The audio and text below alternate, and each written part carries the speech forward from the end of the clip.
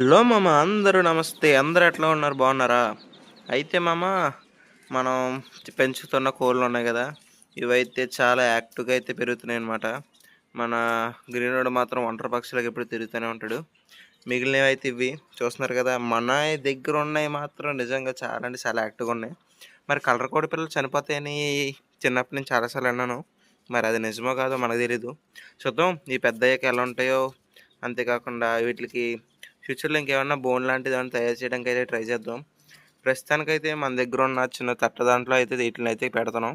Night time అయితే బాక్స్‌లో పెట్టేస్తున్నాను. అంతే. మనోళ్ళైతే శుభ్రం తిరిగేస్తున్నారు.